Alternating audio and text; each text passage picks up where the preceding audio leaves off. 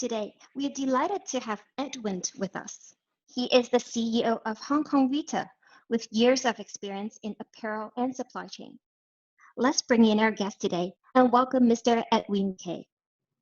Thank you very much, Maggie. I'm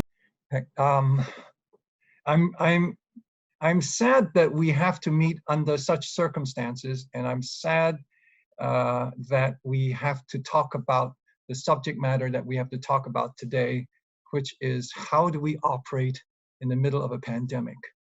This is something that we don't wish for ourselves or to wish that we would ever have to live through, but here we are. And for some of us, this has been a long couple of weeks full with stress and anxiety. But then the question then becomes, how do we behave? How do we act in a way that makes sense? And how do we get the most out of this experience? For some of us, it feels like we're in the middle of some sort of a zombie apocalypse right now. That everything that is familiar to us all of a sudden have changed.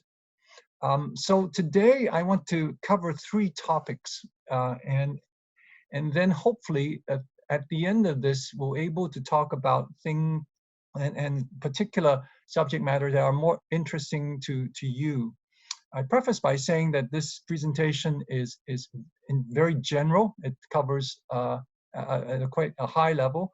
So for those specific segments of the industry, there may be specific and unique challenges that you still have to face. So the three areas I want to talk about is very quickly talk about what happened up to this point. And then I want to spend the time on the second two areas, which is how should we respond to this? And then more importantly, what should we be thinking about when all this is over? That when we get out of this, where does that leave us? How can we be better as a result of going through this experience? So with that, let's begin. So what happened very briefly, as all of you may know, is that in January, February, the virus had an outbreak in China, and all of a sudden our supply chain had this major disruption. First, because of planned Chinese New Year shutdown, but then after that, the inability for factories to get back into business and get back into production. So supply side got disrupted. As supplies got disrupted, and as we started closing down national borders, our logistics supply chain started to collapse. This is a 28-day look at the availability of flights to and from economies. And what we find is that from the beginning of March to the end of March, the entire world sort of disconnected from each other. And then whilst this is going on, as a result of shelter at home, stay at home, as a result of social distancing, demand fell off the face of a cliff. Our shops got closed, our shopping malls got closed, we couldn't go to business, we couldn't shop anymore. So all of a sudden, the demand side of our supply chain also collapsed, as a result of which stores are still going through some temporary closures. And when stores get closed, then the layoffs start happening because there is no need for retail operations, no need for logistics, and as well as no need for manufacturing capacity when there is nothing going on in the marketplace. It's not that the entire marketplace shut down. There were significant shifts in demand and consumer behavior. Some of the supermarkets and big box operators, Walmart and Amazon, and the e-commerce operators, experienced significant spikes in their demand. And in fact, they are hiring and trying to stock up as quickly as possible. But the demand is on the commodity side of things, whereas the consumer, the discretionary consumption disappeared as people went through this period of quite a stressful experience with this new pandemic. So as a result of which, there's these record-breaking weeks now of unemployment. First in the economies that were impacted on the supply side, and now on the economies that are on the demand side. And so we see these record-breaking unemployment figures coming out of our traditional consumption economies. As China is going back to normal, or as China began to ease their close down, and today, as we saw the opening up of Ground Zero, Wuhan has opened up, we see some of the learning and some of the challenges from as they open up their factories, and we see that some companies on the retail side are emerging much weaker. They were not prepared for this, and as a result of which, there's a risk that they may run out of a cash to weather a 3-month or 6-month slowdown. I suspect that this is going to cascade over into the EU, and then later on cascade over into the US as well, as there are these challenges with much weakened positions in various companies. A very cursory look at the market cap of the various companies involved would see that there is a significant deterioration of everybody's position. So that's kind of sort of where we are up to today. So what should we do? How should we respond to this? And how do we manage our supply chain in the middle of all this? And I have 3 quick suggestions for us to think about. And the first one is that we should very quickly gather up data, understand what is going on, and get the facts right so that we understand the situation we find ourselves in. And once we gather the data, to make assessments of what is going on. And here I have a specific suggestion that we begin to think like an ecosystem. We think of our supply chain as an ecosystem. And then when we gather data and when we have made the assessments, that we very quickly act and act in a quite a decisive way to make the tough calls as quickly as possible. And these are the specific responses that I think we should be thinking about. Underlying all of this, fundamental to all of this, is this notion that was made famous by Jim Collins in his classical book, Good to Great, about the Stockdale Paradox, which is that we have to confront the most brutal of the facts that are before us right now. But yet at the same time, hold on to this belief and this commitment that we will get through this and we will prevail in the end. So this, if you think about this, this is what they call a paradox, is neither an optimist nor a pessimist point of view. The optimist is not responding in this pandemic because they're trying to see the best of this and try to make light of the situation. So they are not acting as decisively as they could be, wasting time and resources. The pessimist is not acting and dealing with the situation because they're paralyzed. They're so depressed that they're not taking any actions. And that also is not productive. The Stockdale Paradox is to take both confront and look at honestly and brutally at the facts that we have in front of us, and yet at the same time know that we can get through this if we work and act in the appropriate manner. The Stockdale Paradox was named for this naval officer, Stockdale, who was a POW for 7 years. And he talked about his experience, this terrible experience he had to go through, and how he prevailed. And it's exactly holding to this principle that got him through this. So there are 3 articles that I would refer to and that help me in my thinking that I would suggest to all of you as we think about this. And the first is this article by Professor Yossi Sheffi of MIT Sloan School, titled The Tears and the Deep Tears, which is an article talking about the lack of transparency and visibility that a lot of us experience in our supply chains. That a lot of what we know about is in this OEM level and maybe at the tier 1 level of our supply chains.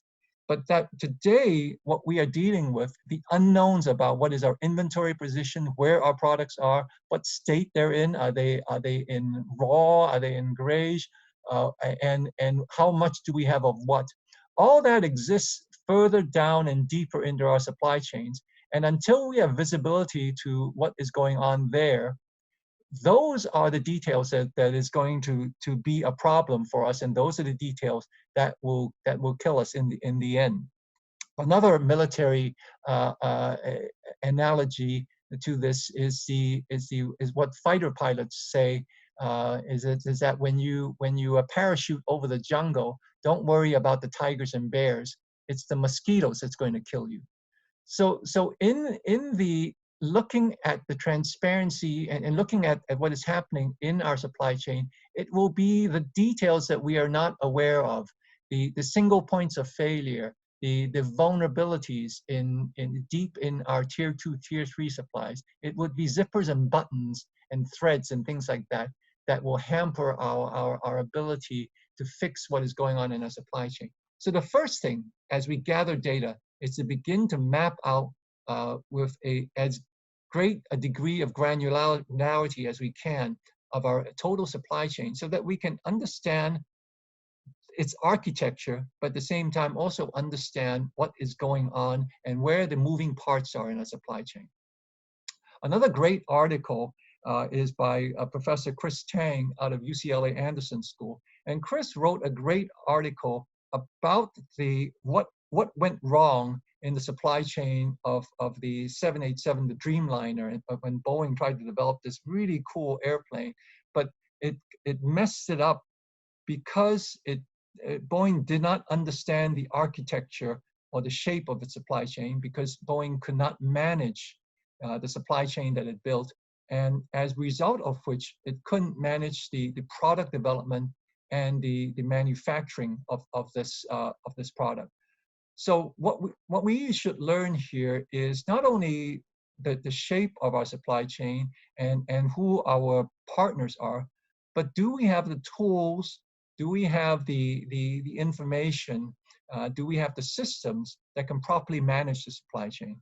Whereas a lot of our products may not be as complicated as building an airplane, we are used to operating in a quite a globalized environment.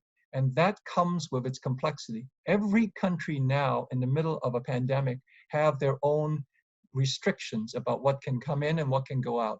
And those are the things that we need to learn and figure out so that we can gather information about what is going on.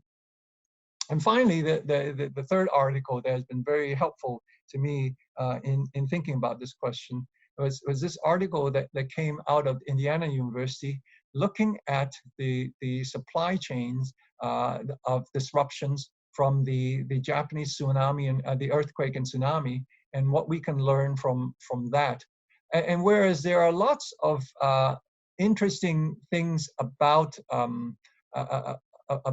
dual sourcing and all sorts of risk mitigation strategies that we can adopt to make sure that we have robust supply chains that can live through these types of catastrophes. The one lesson that I took away from this reading this article is that we don't tend to learn what we should learn.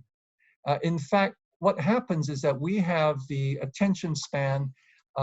We have a very short attention span, and we will let the busyness and the action of our day-to-day business take the place of deep understanding of a supply chain and deep knowledge of a supply chain. And this is something that, as we today are forced into inaction, this is the best opportunity for us to begin to very clearly map things out so that we know what the landscape looks like, because that drives everything else we do from here on out, and that drives all the decisions that we make from here on out. So that's the first thought about that, which is gathering all the data. And then the second thought is this idea of how should we respond. And the way to think about how we should respond is to think about the question is, how do we live long enough to live? How do we survive this? Because this is a huge epic sort of global scale challenge that we have in front of us. How do we make sure that we come out on the other end of this? And one thing to immediately acknowledge as we go through this is that this is something new. It's called the novel coronavirus because it's a new type of virus. It isn't something that we have encountered before, and there are probably no playbooks that we have or responses that we can adopt because nothing has happened like this has happened before. There's no precedence for this. And so there is nothing that we can very easily fall back to. In fact, I would encourage us not to have these knee-jerk responses to this crisis, because it's bigger than anything that we've seen before. It's more complicated than anything that we've seen before. The companies that have responded in a knee-jerk manner have been criticized for canceling orders, for leaving their manufacturers high and dry, and for taking dramatic but somewhat selfish and inward-looking motivations. And that's exactly what we probably should not be doing. The way to think about what we're going through right now is for us to think about how our entire supply chain can work together so that we can all get through this together. And the rationale and the reason to think like this is that our entire supply chain has to be in one piece. Otherwise, at the end of this, we would have decoupled or delinked from some of the critical pieces of the supply chain. So rather than think and behave like we are passengers on the Titanic rushing for the limited space on the lifeboats, the way to think about our current situation is to think about an ant colony in the middle of a flood, or an ant colony trying to cross a river together. And if you've seen how ants do that, they do that by holding hands. And they do that by creating this flotation device that is made up of the entire colony. And in fact, in that situation, the entire colony survives because there is critical mass of ants so that they can have enough buoyancy to get through this. The converse also is true, that if it's every ant for himself, then all the ants will die. Another way to think about this is like geese flying in formation. The formation helps everybody to get to where they want to go. But if you break formation, chances are good you don't have enough resources to make it on your own. So how does the entire supply chain survive together with us? The disruption to supply was very quick and very sudden. The demand to the disruption to demand was equally quick and sudden. The recovery from all this is also going to be quick and sudden. This pandemic is different from anything else that we've experienced because fundamentally, though there is massive disruption, all of the systems that we've built are intact. There is everything, the infrastructure are all in place. And so as we very quickly come out of this, the only way we can very quickly get back into business, and the only way that we can quickly make more money at the end of this is for the entire supply chain to work together. And if we have a broken, or if we have a decoupled supply chain at the end of this, it will take much longer for us to rebuild what we have. And so that is the challenge. Think like an ecosystem, and in an ecosystem, everybody has to work together and everybody has to look out for each other. So map out what our supply chain look like, map out the dependencies of our supply chain, and then begin to figure out how we can support each other so that all of us can get through this together. One other thought about this is that the exercise in gathering data is not only an external view of what is going on in our supply chain, but is also an internal view about what has been going on in our own organizations. Just as the deaths that have occurred in this pandemic happen mostly to people who have compromised immunity systems. There were pre-existing conditions that have weakened them already, and so as a result of which they succumb. So we need to also have a honest look at what are some of the weaknesses that we have within our organizations, and how do we deal with these types of weaknesses so that we have the resources and the capability to get through to the other end. Finally, I would say that our response need to be disproportionate. And by that, I mean that in different parts of the supply chain, we need to figure out how we can get through this together by paying a different price. Again, a way to think about this would be to think of us as victims of an airplane crash, and we have 15 days of ration, and we know that help is coming in 30 days. How do we ration out our supplies so that everybody can live through this? And in a situation like that, we ration out supplies based on need. And the way to, well, you know, one visual picture for you to think about is how losing weight. I'm about 60 kg. If I lose 30 kg, I'm dead, right? But if there's a 300 kg person out there and he loses 30 kgs, it actually makes him healthier and better. Different companies and different stakeholders in our supply chain have different amounts of resources that they can fall back on.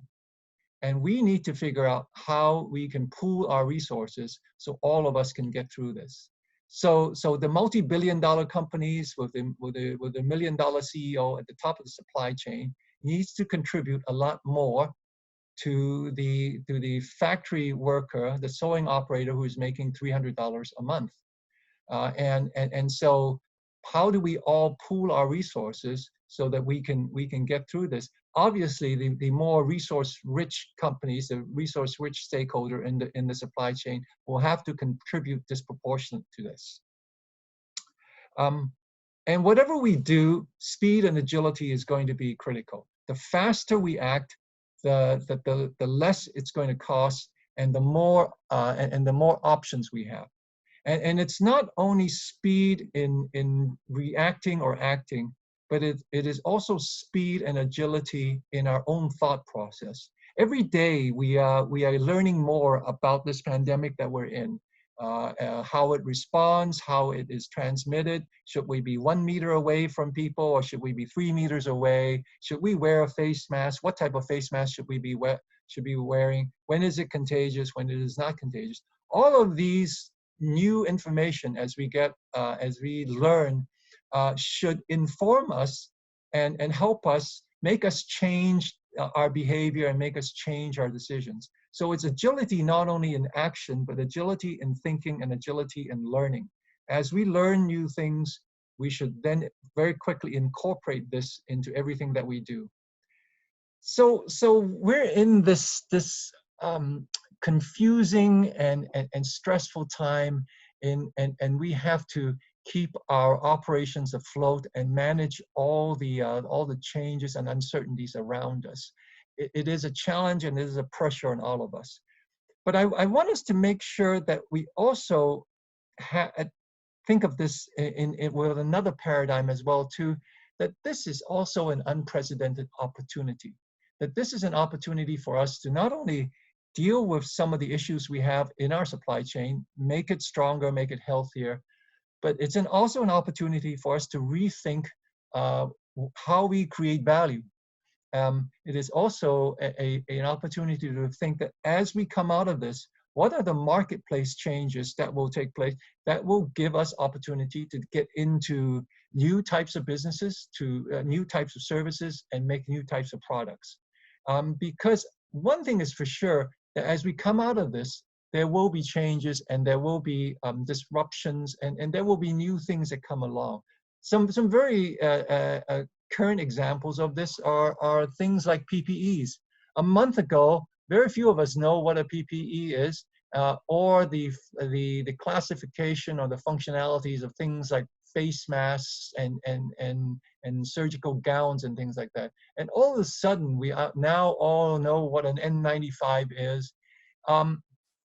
And so one of the opportunities is this a business opportunity for us to think about, because the need will probably not go away. I suspect that from here on out, there will be some significant lifestyle changes for many of us. When we go to leave for work, we take our keys, we put on our shoes, and then we put on our face masks. That may be a very normative way for us to behave from here on out. So how do we serve these new products and serve these new marketplaces? And then products that are and materials that are antimicrobial, antiviral, things that protect us, things that are self-cleaning or self-sterilizing. These are all going to be characteristics of fabrics and of garments and of systems that we will be looking for as we consume from here on out. What I don't think we should do is try to fit this square peg into our round hole and just try to very quickly do something that doesn't work in our existing setup. That we should think about this in a much more holistic manner. The inspiration that we should take would be from projects like the Mills, our host for this webinar. That Mills had this old 60-year-old Mills building, and they were thinking about what they can do to it so that it is relevant to today. And what the Mills did was to use the existing infrastructure, but created all this new value by turning that Mills into a retail space, into a startup incubation space, and into all sorts of new functionalities. And that's the opportunity that we can take with our business. Is there something very new and more valuable and more contemporary that we can use our resources for? Another area to think about is how consumers consume from here on out. E-commerce is going to be, for sure, going to be a much bigger part of how we buy things. How do we do last mile fulfillment? How do we satisfy this customer? And what does our logistics supply chain look as a result of this shift in business? And then it's an opportunity to think about new innovations. We operate a garment-to-garment shop inside the Mills, and we are now putting in 3D scanners and all sorts of new services and new features, and we are working with several brands to do pop-ups and use the space in different ways. Now is the time to think about, with these new changes, how we also going to change. There are companies who came out of this and reinforce who they are and what they do well. And one of them is Dyson, about how they pivoted very quickly to make ventilators. And are there things like that we can think about, new businesses that we can very quickly pivot to? And then are there things that we respond to that strengthens and reinforce our value system and what our brand stands for, and what we do what we do with our business to improve the economy and the society that our consumers live in. By responding properly, we will get a lot of positive feedback, and we will we will be able to capture more market shares. So in the middle of this pandemic, we should think about what we do now that influences how people think about us going forward. I was looking at this online, and I was very excited to see a company like New Balance talking about how they are developing and using their supply chain to make face masks. And then what is more exciting for me was that this comment from their customers about that type of reaction that they take. So this comment, so everybody will remember you when purchasing their next product. That's exactly the type of response that we should be looking for. And that's exactly the type of action that we're looking for, reaction that we're looking for from our customers and from our marketplace.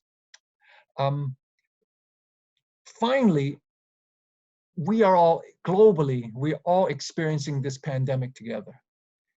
It is something that is going to be, it is something that came quickly. Nobody is at fault, but we are all victims of this. But how we behave, what we do, will demonstrate very clearly what we are. So one of the things that we should think about and in our response is to make sure that everything that we do reinforces our values and our beliefs and our culture. So don't be remembered for canceling orders, for putting factories out of business, for abandoning sustainability, or for abandoning social responsibility. Be remembered for companies and supply chains that did the right thing and act with courage and conviction and demonstrate our beliefs and our values by our action in this critical time. Thank you, and I'll turn the time over to Alex. Thank you, Edwin, for the sharing. Very inspiring, gives us a lot to think about. So we can spend the rest of the time today to discuss more on some of the issues that Edwin mentioned. And what we do is we'll start on our end with a few broad questions, and then we'll open up the questions to the floor. So Edwin, you mentioned a lot about disruptions in supply chains, both in terms of the supply side, in terms of logistics, as well as on the consumer demand side. And we're entering into a new normal, really, of supply chain. And what does this new normal mean for brands and manufacturers, right? And what are some of the mitigation measures they can take in such a time? Right. Yeah. One thing that we know for sure is that we will come out of this. But the other thing we know for sure is that we will come out of this and it will be a different marketplace, and the consumption behavior of our customers will be different. So just as I mentioned in the presentation, that we need to begin to think about what that means in the types of products and in types of services that we provide to serve this customer. They are much more conscientious about health, well-being. They want to be protected. They want to feel safe and comfortable, and they want what they use and what they wear to inform them, to protect them, and to be a barrier to things that are harmful to them. How do we incorporate all that into the features of our product? We know that that today that shops are opening up all over China, and that there's the degree of normalcy is coming back to countries like Korea, and these are on the front end of the pandemic. How do we then very quickly serve these customers, and how do we pivot so that our inventory is directed to these marketplaces that are coming back to normal? And then as we different parts of the world come out of this pandemic, how do we respond in kind to get people out of the blues that they have been experiencing? Don't forget that at the end of this, there will be a whole lot of consumers who have not been outside their house for a long time, and who would love to have a great experience and a new social experience in their stores, and who need to replenish their supplies. How do we serve that? Yeah, and I think one of the things that was interesting you mentioned was really about the survival of the ecosystem. And when you look at the value chain today, I think a lot of brands and suppliers or companies, it's very tempting to think of it as a zero-sum game, and everyone caring about their own survival first. How do you think brands and suppliers should be thinking about business relationships, especially pertaining ecosystem at this time? Yeah. Supply chains are complicated. Supply chains are very difficult to build and very easy to break. And that is also true for the trust and for the partnership that is built up in these supply chains. And what we need to do is this point that I make is, why do we want to preserve the ecosystem? We want to preserve the ecosystem first because it's because it's a complicated system to build up. It'll take time and lots of resources to build up. If that is damaged, our recovery will be that much more difficult. The other thing too is that the people with the most healthy ecosystem, with the best and the fastest supply chain at the end of this, are going to be the people who are going to be the companies that will be first mover. And so, just for the sake of survival, if nothing else, it is important that we make sure that everybody, all of our partners, survive with us and work with us through this experience. Great. So we will be opening up questions to the floor in a bit. Feel free to type your questions in the chat box. One more question from my side. So when we look ahead, you mentioned a lot that this is a chance for reinvention. This is a chance to see it as an opportunity as well. What do you think? Where do you think lies the biggest opportunities in the supply chain, where brands or manufacturers can actually take action and use it as a chance to position themselves? Right. If nothing else, this pandemic accelerated a lot of the things that were the trends that were already going on in our supply chains. So the move out of China, because China is getting more and more expensive, I think this event will certainly accelerate that.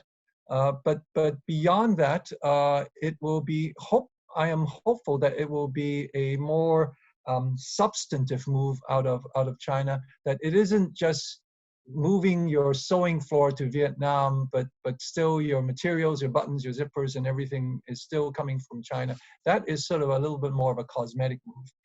Onshoring, nearshoring are considerations out of this. We have found that these complicated globalized supply chains are difficult. For very few companies do it well, and very few companies do it smoothly at scale. Are there other considerations that we should be putting into our evaluation of supply chain? Safety, the robustness, the certainty that we will get our goods on time, the speed in which we can go from concept to store.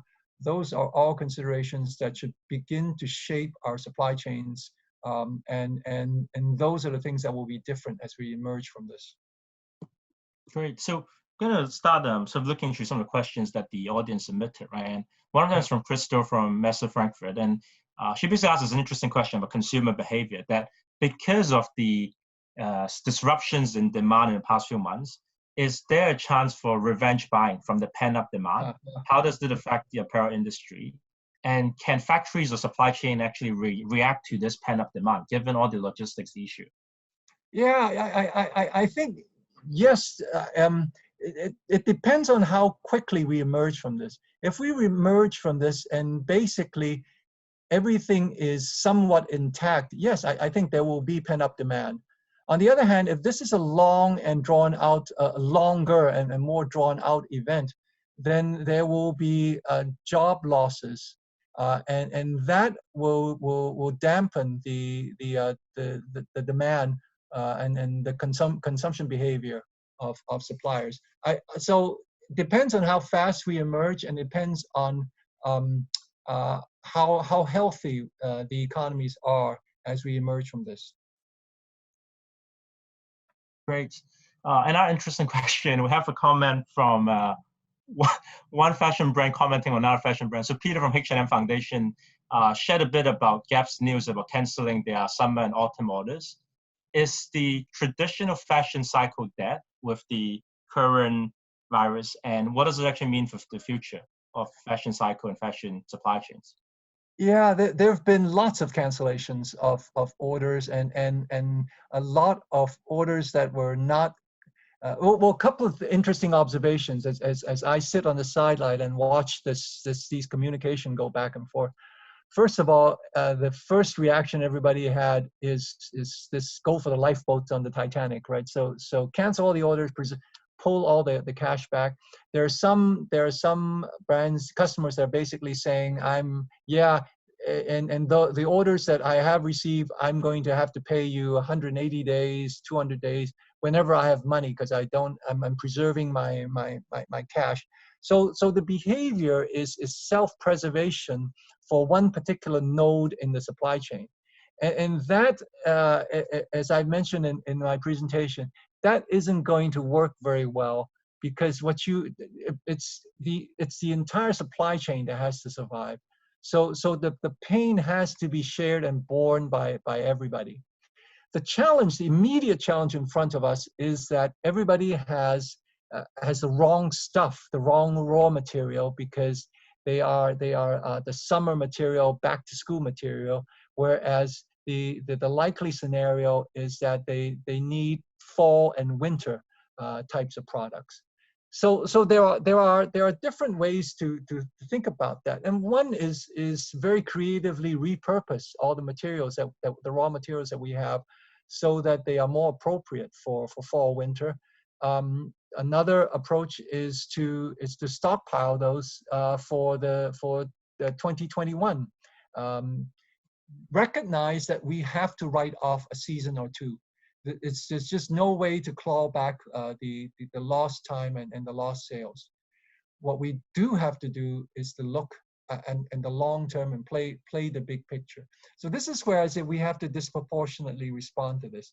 We have to figure out how we can preserve the well-being of our sewing factories, of our suppliers, of those that are most vulnerable in our supply chain, and we can't do it at the expense of just closing our doors and closing our eyes and pretend that they don't exist anymore. These types of actions will be remembered much longer, and it will cost a lot more than the little bit that we save by canceling an order here or a program there. But it is a painful. Look, let's be very brutally honest about this. This is going to cost everybody. And the question we should be doing in our supply chains is first get everybody together and honestly say, what does your starvation diet look like? Can you live on 30% capacity? Can you operate on 20% capacity? How long does that get you? Does that get you 6 weeks? Does that get you 3 months? What will it take for us to get through 90 days or 120 days of this together? These are the honest questions that we have to ask.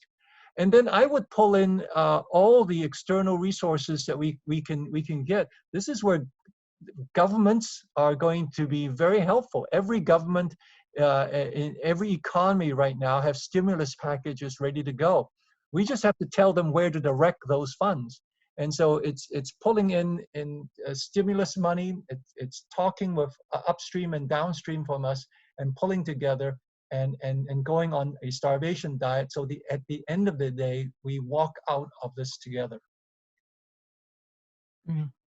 Yeah, and again, it speaks a lot to, struggle between a comedy, tragedy of the commons versus everyone taking collective action. I think we have 2 or 3 of our audience having further questions about ecosystem. So Emily from Fashion for Good, Casey, and also John from Frontline Clothing. And again, one of the questions is that the power structure in the supply chain is very much tilted to brands. Yeah. The suppliers, a lot of times, they take what the brands take in terms of cancellations or financing. How would this actually affect supply chain financing in the future? How would it affect again, power structure? How can we what incentives can we actually give to brands to balance that a little? I think it's a great question, because right now of course the vulnerability is at the bottom end of our supply chain, and our tendency is to close the doors and turn off the lights and hope and turn a blind eye to what is happening outside of our doors. And I'm really cautioning companies not to do that. because that is, again, the analogy, the picture to think about is that we're all in this together. It is a colony of ants trying to forge the river together in a flood. If we jettison parts of our supply chain, we reduce our own chances of survival, and so that it is counterproductive to do what some companies are doing right now. In my experience, I recall when I was running supply chains during 9/11. I remember talking to the CEO of the company I was working for, and convinced him to give me $10 million so that I can pay suppliers who are going to ship within the next 30 days. And the rationale there was that everybody's going to be run short of cash, and everybody will have liquidity, short-term liquidity issues. If we can help them, it is to our best interest, because especially those partners that have been with us for a long time. That $10 million paid billions of dollars of dividend, because we became the customer of choice, and the stories people told about that our behavior in that crisis really paid off so well. That and if you think about it, it's really a small investment. But we have to begin to take bold actions like that. It's almost disingenuous for a multi-billion-dollar company or a $1 million CEO to say, "Oh, I'm going to take a 30% cut in my salary, and that's the end of that." I think we need to look at pool our resources and figure out where there are resources that we can call on, and use that and distribute that up and down our supply chain so that we can help the most vulnerable. And not because we want to do this out of the goodness of our heart. We want to do this because it's for our own survival. Short term, and it's for our own survival in the long term, because you don't want to come out of this with a reputation that you are not a trustworthy a partner, and therefore that will get priced in, and that will become a competitive disadvantage to you going forward from this. It's not an easy decision. Everything that we decide is going to cost, and it's going to be painful, and we just have to acknowledge that. But that's how we're going to get through this. And I think, and now one of the common questions that we're getting a lot is really about future, thinking about the future, what it means longer term. So Leonie from Just Style mentioned that how can we ensure that sustainability isn't a casualty from from the crisis now? Swiss Air mentioned a little bit. Her question is really about can this be an opportunity where it leads to more ethical branding and more sustainable production? And I think Marina also asked a general question about, how is consumer behavior going to change after this crisis, right? What are your views when it comes to about ethical consumption and sustainability? I think this crisis reveals our character, right? This crisis demonstrates our value system. People are going to be looking at not what we say, but what we do. So if we jettison sustainability, if we jettison ethical sourcing and considerations like that right away, immediately that reveals our true character, right? That the great temptation is to do short-term, make short-term decisions like that. And that is what I really, really caution against, because nobody is going to believe you after this. It doesn't matter how clever the marketing is going to be from here on out. This will wipe out billions and billions of dollars of brand equity, because it is inconsistent with what you say you are. So if we are concerned about sustainability, and we are concerned about ethical sourcing, this is the best opportunity to act in a way that is consistent with those values. So, for example, in our supply chain, there may be weak players that need to think differently. And here the opportunity is to think about mergers and acquisitions, because there are going to be smaller players that can't make it out on their own. So how do you leverage your scale, and how do you actually create a more cohesive and a stronger partnership by taking advantage of this situation, by working through this together. So I would absolutely say that this is a time to demonstrate those core principles that we say we believe in, and in a very impactful and believable way. What was the last question? I forget. Other sort of consumer behavioral changes that are expected. Yeah. I suspect in the long term we will come back to some degree of normalcy. Just as the stock market went up and down and all over, and we tend to overreact, I suspect we'll come out of this with a degree of overreaction. We will consume less because we have these lingering concerns, and what we consume, we want to skew towards functional characteristics. So self-cleaning, self-sterilizing, antimicrobial, antiviral, things that give us some filtration, things that protect us. Those are all things that we will be features that we will be looking for in our products. So we move away from some sort of only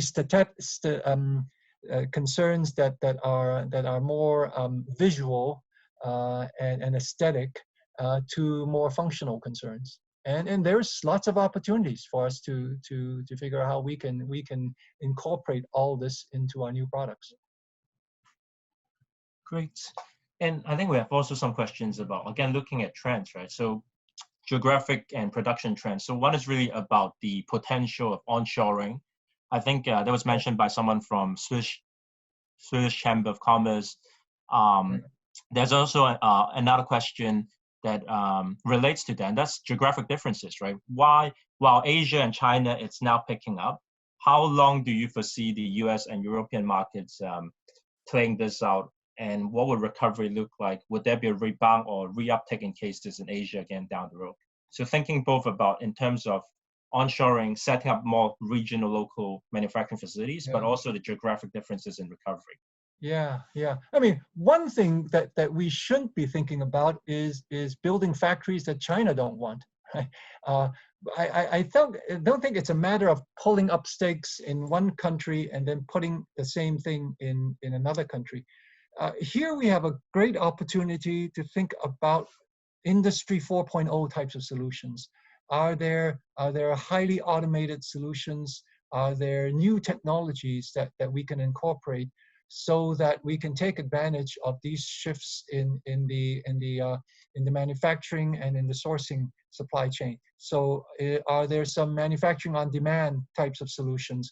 Are there some predictive solutions that we can reduce our inventory risk? Are there some new agile capabilities that we can add to our manufacturing supply chain so that we can come out of this with a much more robust and maybe a shorter and more simple supply chain that is more visible and that is more manageable for all of us.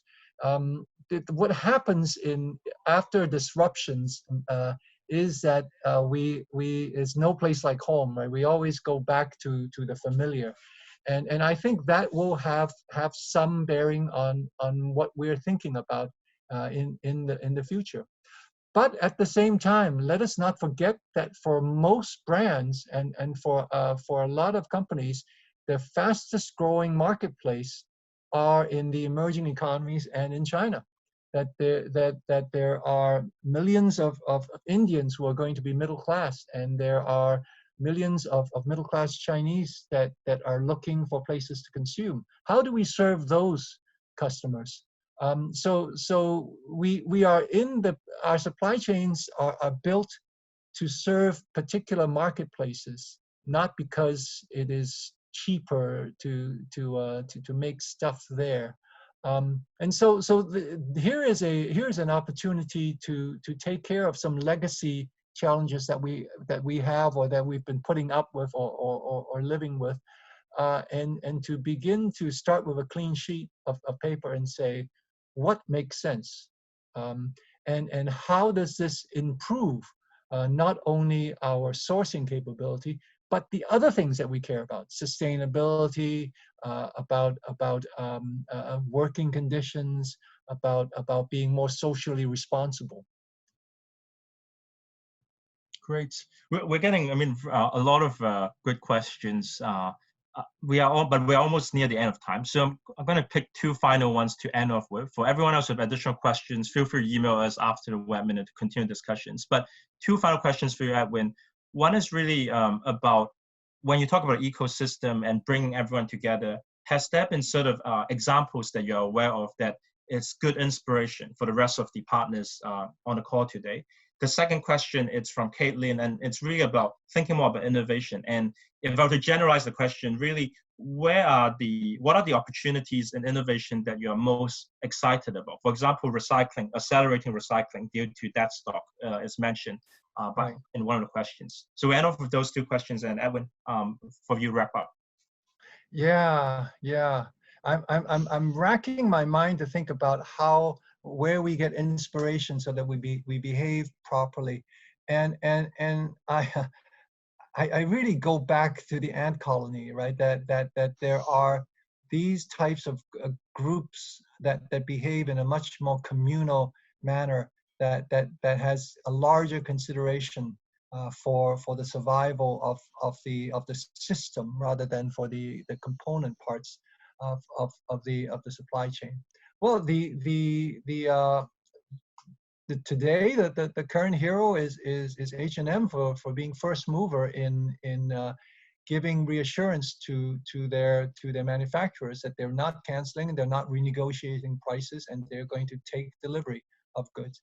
I think more and more brands need to step up to behave in that manner, and that there needs to be more conversation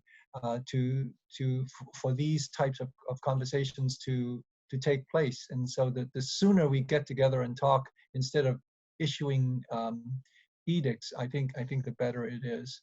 The opportunity for recycling, it has never been greater. I think that this has taught us the importance of the resources that we have, and how we take advantage of the resources that we have, and how we make them as productive as they can be. It is, when we talk about the ecosystem of our supply chain, there is also an ecosystem to everything that we do. It reflects who we are, and it supports the things that we say we stand for. And values like sustainability are things that should be central to what is in our brand DNA. We can't help but be more sustainable, because that is who we say we are. And that's the opportunity before us today. Thank you, Edwin. And thank you, Alex, for sharing with us today. So is there any final message to the audience? Yeah. Well, thank you for hanging out. I wish it was in better circumstances, and that we are in better condition. But we will get out of this, and we will get back to normal. We are in the middle of an opportunity. Let's take advantage of this opportunity to become the best that we can be. And remember, it is in how we act and how we treat one another that the world will see who we are and what we stand for. So every success. Thank you. Once again, thank you very much, Edwin, for sharing with us. And thank you, the audience, for your participation. And for your reference, after this webinar, we will have a recap, and the recording will be available online shortly. So if you would like to receive information about the recap, the link to the recorded version of this webinar, and invitations for future events, please subscribe to our newsletter and follow us on social media. It is the second talk in the Combating COVID-19 series. We talked about how businesses should react and how to capture the new opportunities in the current crisis. This month in April, we'll be hosting a webinar once a week. As you can see on the screen, coming up next, we will have CEOs from Avanon, Motif, Gossip, and Smuster to share with us. If you have further questions, please feel free to send us a message. And hope that you guys have a good week ahead. Stay well and stay safe. Thank you very much.